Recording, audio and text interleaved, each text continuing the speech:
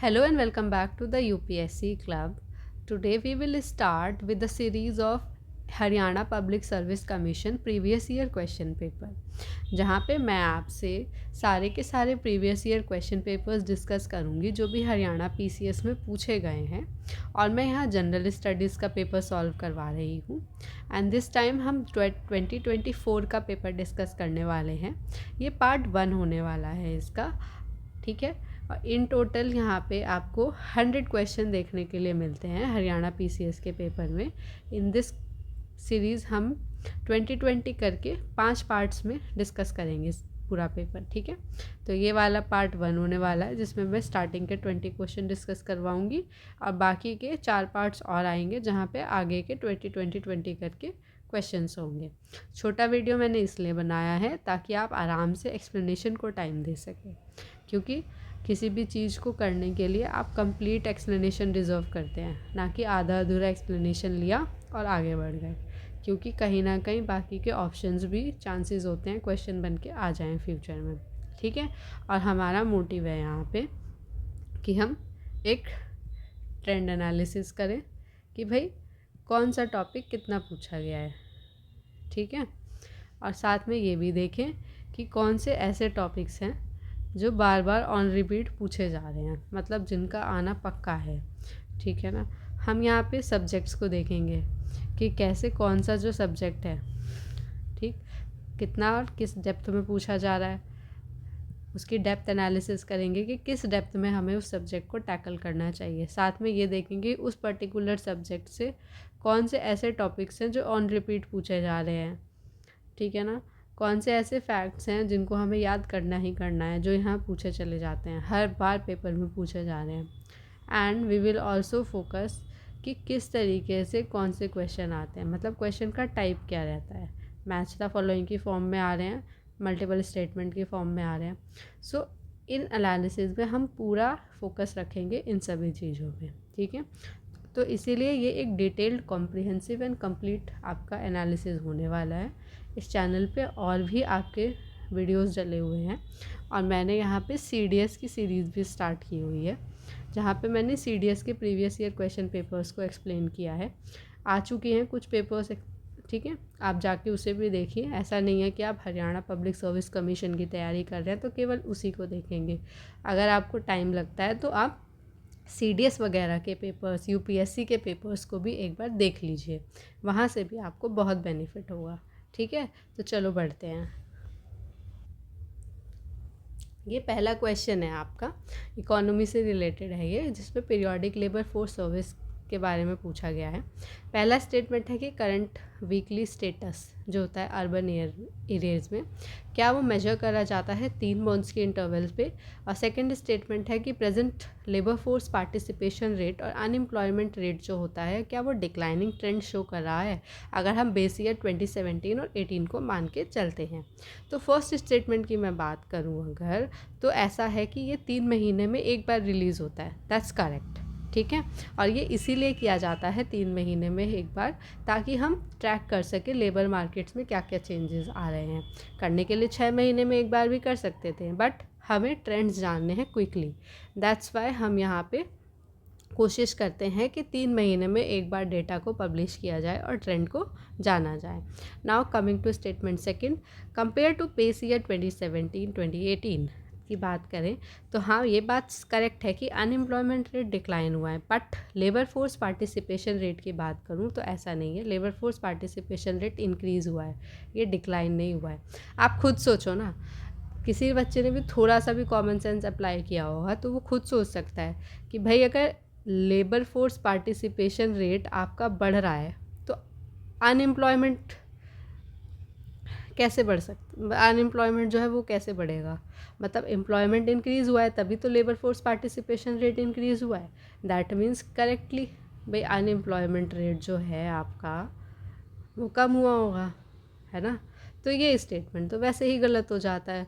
तो इस हिसाब से हमारे पास जो फाइनल आंसर निकला वो है option A, statement 1 is correct only. अब बात करते हैं सेकंड क्वेश्चन की। इन्होंने बोला है consider the following statement regarding recently release RBI regarding treatment of wilful defaulters and large defaulters direction 2023। तो ये बोला है कि direction applicable to all registered entities including NABARD, SIDBI and EXIM banks.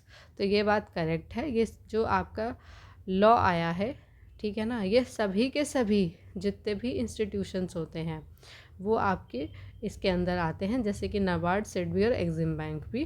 That's correct, ठीक है।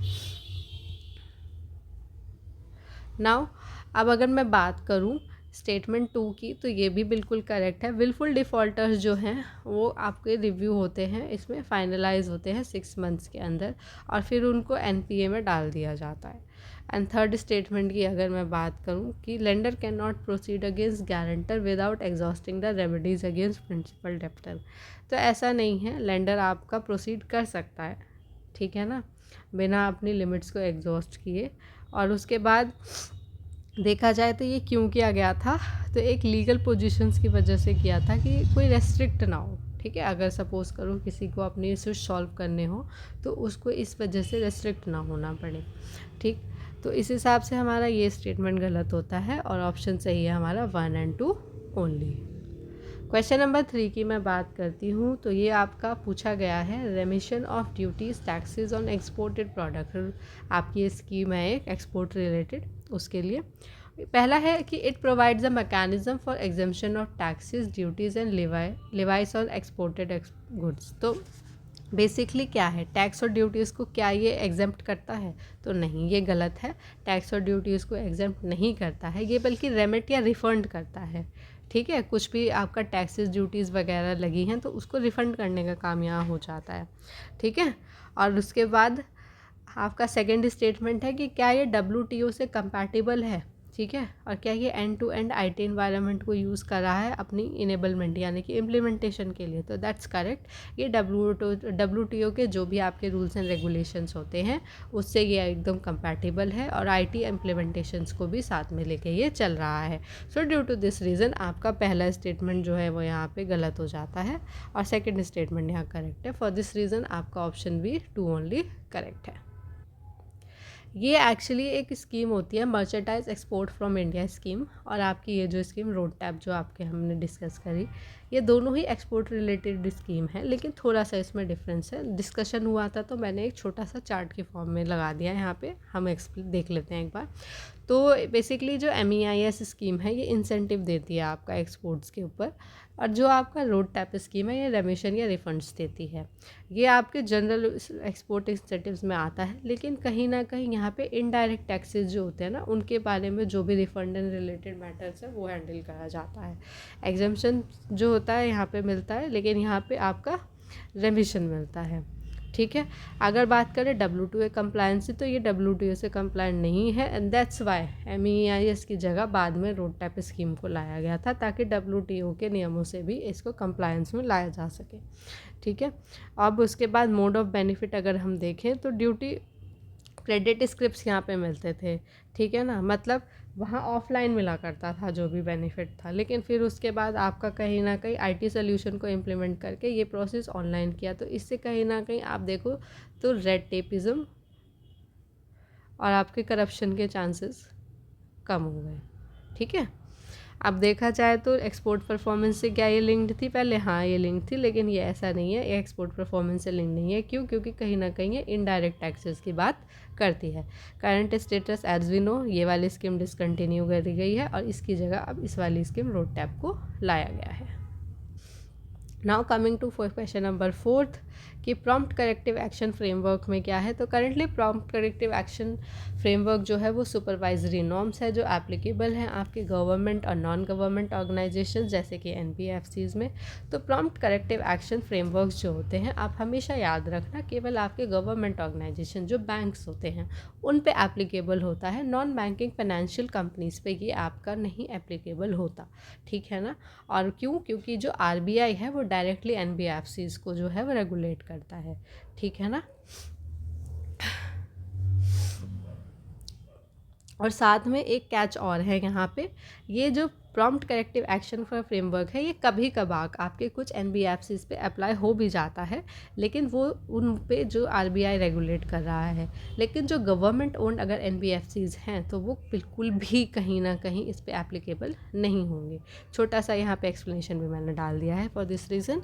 तो इस हिसाब से आपका ये वाला स्टेटमेंट हो गया इनकरेक्ट।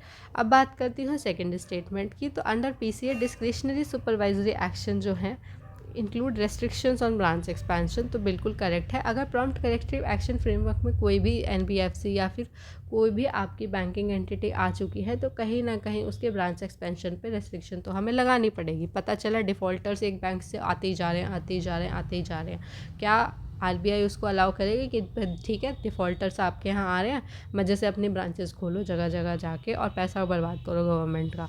तो ऐसा नहीं है, दिस विल नॉट हैपन। इस हिसाब से तो हमारा ऑप्शन बी 2 ओनली करेक्ट है। Now coming to question number 5, fugitive economic offenders act के बारे में ये पूछा गया है। बोला है कि फ्यूजिटिव इकोनॉमिक ऑफेंडर्स जो होते हैं वो पर्सन जो फ्ली करते हैं, मतलब कंट्री से भाग गए हैं। क्यों? क्योंकि उनके खिलाफ कोई अरेस्ट वारंट इशू हुआ था, किसी इकोनॉमिक ऑफेंस में वो इन्वॉल्व थे एटलीस्ट 100 करोड़ के ऊपर। तो हाँ भाई ये बात करेक्ट है, एटलीस्ट 100 करोड़ का इकोनॉमिक ऑफेंडर है तब भागेंगे, उससे पहले चाहे कितना ही पैसा लो और भाग जाओ कोई फ़र्क नहीं पड़ता, है ना। फ्यूजिटिव इकोनॉमिक ऑफेंडर्स एक्ट जो आया था वो आपका याद रखना आप 2018 में आया था, किसी भी एग्ज़ाम में ईयर के साथ ये पूछ सकते हैं। सो दिस हैपन्स कि भाई फर्स्ट आपका स्टेटमेंट करेक्ट है। ये एक्ट जो है अलाउ करता है अथॉरिटीज़ को एम्पावर करने के लिए टू कन्फेसिकेट एसेट्स। हाँ ये बात करेक्ट है। कन्फेसिकेट का मतलब होता है जब्त कर लेना, ठीक है। एसेट्स वगैरह ले सकते हैं इस एक्ट के अंदर अगर सपोज़ करो कोई फ्यूजिटिव इकोनॉमिक ऑफेंडर रहा है, ठीक है ना। क्यों? क्योंकि उसके अगेंस्ट कोई भी कन्फेक्शन ऑब्टेन नहीं हुआ है। इनफैक्ट उसकी बेनामी एसेट्स जो होती है ना उस तक को आप यहाँ पे कन्फेसिकेट कर सकते हो, मतलब अपने अंडर में ले सकते हो। अब आते हैं थर्ड ऑप्शन पे।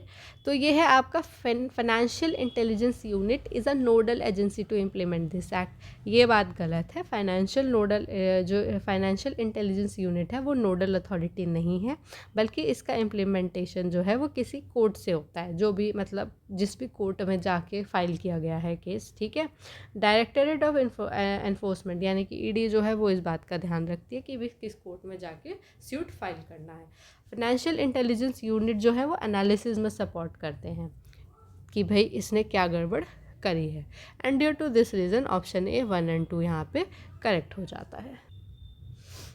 Consider the following statement regarding global survey on digital and sustainable trade. तो क्या ये रिलीज़ किया जाता है WTO के द्वारा? तो नहीं, ये ऐसा नहीं है। इसको आपका जो रिलीज़ करता है वो UN एस्केप रिलीज़ करता है, ठीक है। UN एस्केप जो होता है, ठीक है ना, ये एक ऑर्गेनाइजेशन है, पार्टनर ऑर्गेनाइजेशन है, ये उस रिलीज़ करते हैं, ना कि WTO उसको रिलीज़ करती है, ठीक।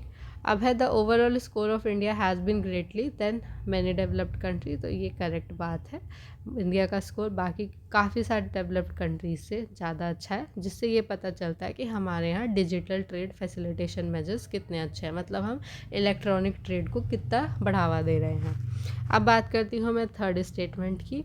तो जो बाय एनुअल सर्वे है वो डील करता है ट्रेड फैसिलिटेशन से, जो कलेक्टिवली आपके WTO मेंबर्स करते हैं। तो ऐसा नहीं है, ये बाय एनुअल नहीं बाय एनियल होता है, मतलब 2 साल में एक बार हो जाता है, ठीक है। अब कंट्री वाइज आपका इम्प्लीमेंटेशन होता है यहाँ पे ट्रेड फैसिलिटेशन मेजर्स का, ठीक। और ये कलेक्टिवली WTO मेंबर्स नहीं लेती हैं। तो इस हिसाब से ये आपका ऑप्शन 3 यानी कि स्टेटमेंट 3 भी इनकरेक्ट होता है, and for this reason option भी 2 ओनली करेक्ट हो जाता है। अब बात करते हैं क्वेश्चन नंबर 7 की। Corporate depth market development fund, इसके बारे में ये पूछा गया है।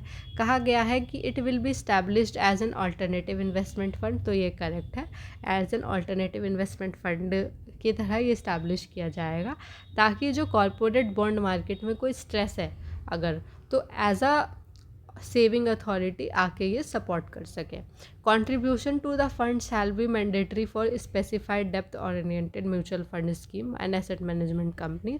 तो ये करेक्ट है, कंट्रीब्यूशन मैंडेटरी होता है फॉर स्पेसिफाइड डेप्थ ओरिएंटेड म्यूचुअल फंड स्कीम और एसेट मैनेजमेंट कंपनी से, ताकि इंश्योर किया जा सके कि पहले से ही फंड्स हमारे पास है। मान लो कोई नुकसान भी हो गया तो उन फंड से भरपाई कर दी जाएगी और लोगों ने जो पैसा जमा किया है उनका पैसा कहीं ना कहीं बच सकता है। ठीक है, अब बात करते हैं आपका स्टेटमेंट थर्ड के बारे में। तो स्टेटमेंट थर्ड कहती है initially it will be established for 5 year and can be extended as per SEBI mandate. तो बिल्कुल करेक्ट है, इनिशियली इसको 5 साल के लिए बनाया गया है, लेकिन अगर सेबी चाहे तो इसको फर्दर एक्सटेंड कर सकती है। And due to this reason ये सारे के सारे ऑप्शंस करेक्ट हो जाते हैं। अब बात करते हैं क्वेश्चन नंबर 8 की, जो फॉरेन पोर्टफोलियो इन्वेस्टमेंट के बारे में बताया गया है। तो बोला है कि फॉरेन पोर्टफोलियो इन्वेस्टमेंट जो है फ्लक्चुएट हुआ है ड्रास्टिकली पास्ट डेकेड में, डेकेड माने पिछले 10 सालों में। तो बिल्कुल करेक्ट बात है। एफपीआई काफ़ी वॉलेटाइल मार्केट होता है। वॉलेटाइल का मतलब होता है चेंज होना, फ्रिक्वेंटली चेंज होना, स्टेबिलिटी कम होना। अब आप खुद इकोनॉमिक के टर्म्स में सोचिए कि इकोनॉमिक्स में अगर कहीं पे कोई भी चीज़ अनस्टेबल होगी तो आप चाहोगे वहाँ पे पैसा डालना? नहीं, है ना। आप चाहते हो कि भाई मेरा इन्वेस्टमेंट सेफ़ रहे। लेकिन जो एफपीआई होता है वो आपका एफपीआई जो है वो आपका ठीक लास्ट कुछ समय में काफ़ी वॉलेटाइल रहा है। And due to this reason investors का कहीं ना कहीं यहाँ पर ट्रस्ट जो है वो लूज़ हो रहा है। वहीं पे अगर मैं एफडीआई की बात करूँ तो एफडीआई जो है वो थोड़ा ठीक है, ओके ओके चल रहा है। ठीक है, ड्यू टू दिस रीज़न कहीं ना कहीं अभी भी यहाँ पे इन्वेस्टर्स का ट्रस्ट जो है वो कहीं ना कहीं बना हुआ है। एफपीआई एंड एफडीआई ये दो अलग अलग चीज़ें होती हैं। In case you want to know in detail do comment, मैं एक्सप्लेन करने के लिए एक वीडियो बना दूँगी। अब बात करते हैं स्टेटमेंट 2 की, कि इन 2022-23 the net FPI in India was less than 1% of the GDP. बिल्कुल करेक्ट है। इनफैक्ट कहीं ना कहीं देखा जाए तो इंडिया की जीडीपी के 1% से भी ये नीचे था। और इनफैक्ट ये जो है ना मॉडेस्ट या नियर फ्लैट है। ठीक, कहीं क्योंकि हम लोग, जाहिर सी बात है, हम अगर अपनी बॉन्ड की रैंकिंग भी देखते हैं ना तो अभी तो सुधर गई है, पर पहले काफ़ी बिगड़ी हुई थी। इस कारण भी कहीं ना कहीं इंडिया के मार्केट पे इन्वेस्टर्स भरोसा नहीं जता पा रहे थे। अब बात करते हैं स्टेटमेंट थर्ड की, कि फेमा 1990 एक्ट प्राइमरी लेजिस्लेट करता है ग्रोइंग एफपीआई को इंडिया में। तो ये भी करेक्ट है। फेमा माने फॉरेन एक्सचेंज मैनेजमेंट एक्ट 1999 में आया था।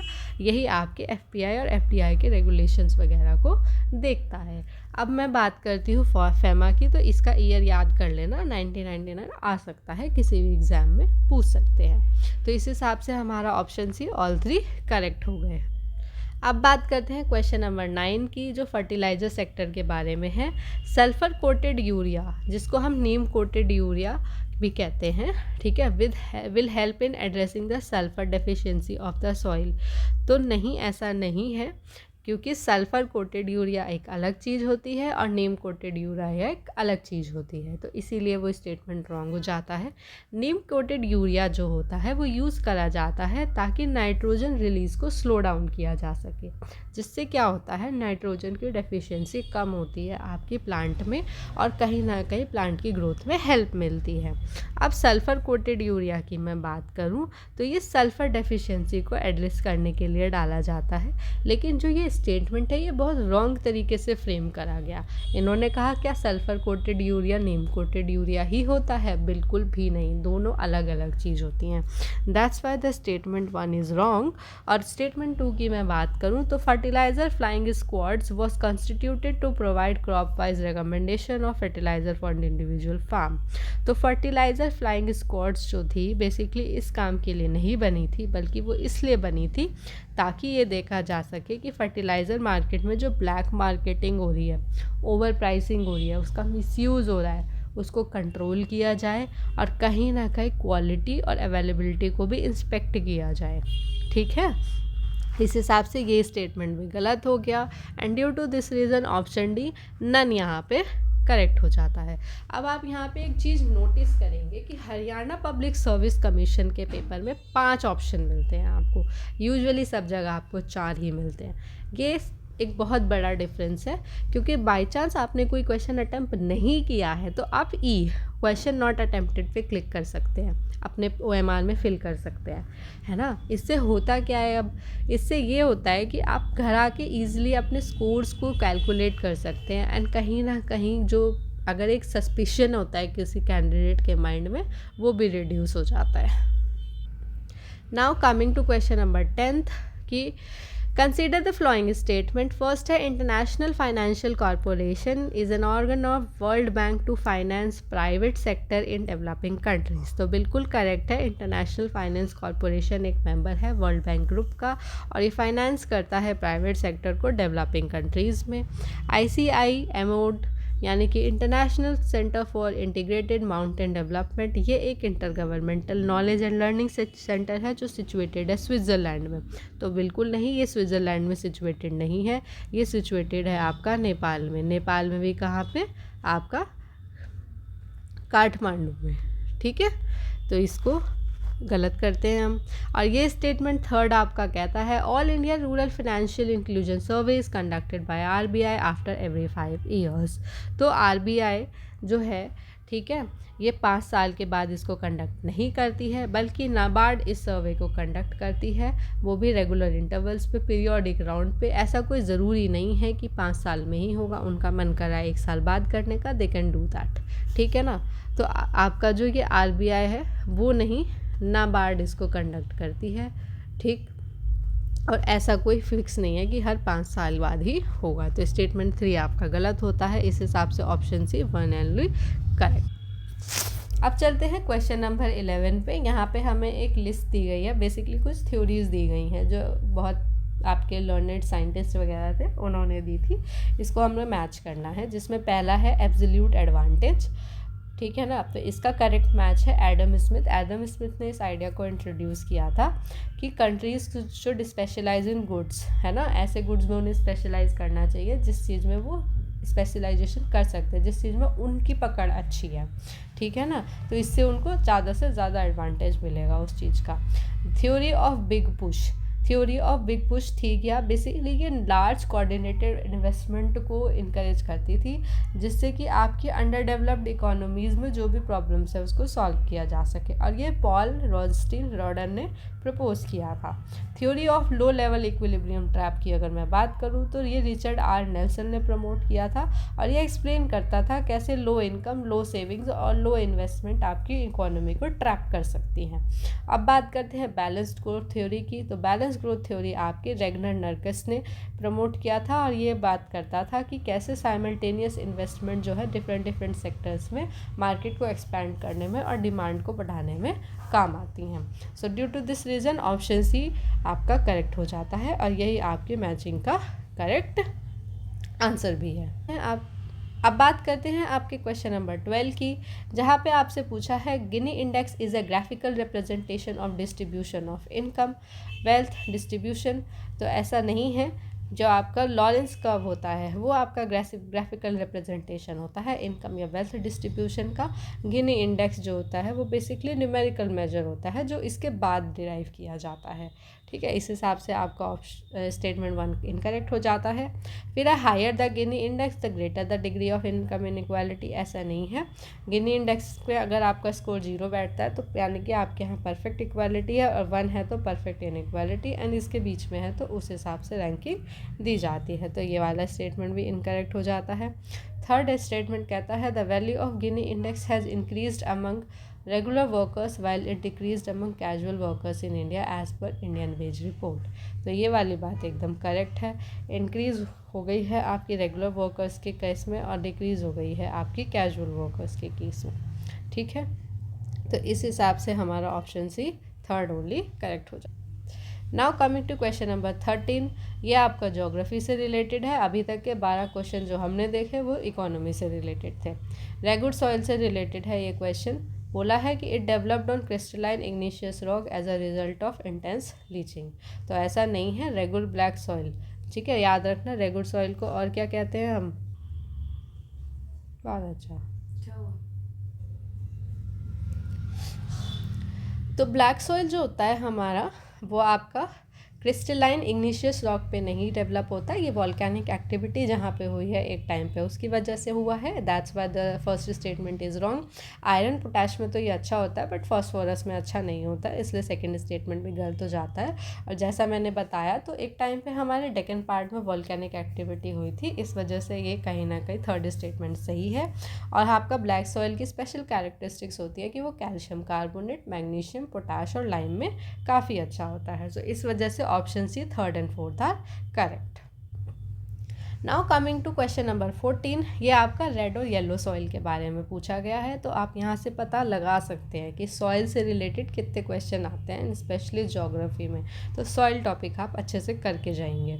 बात करते हैं पहले स्टेटमेंट की, it develops on crystalline igneous rock in area of heavy rainfall. तो नहीं, ऐसा नहीं है। रेड एंड येलो सॉइल ऐसे डेवलप नहीं होती हैं, बल्कि ठीक है, हैवी रेनफॉल जो होता है वो इंटेंस लीचिंग होता है, ये टिपिकली लेटराइट सॉइल का कैरेक्टरिस्टिक्स होता है।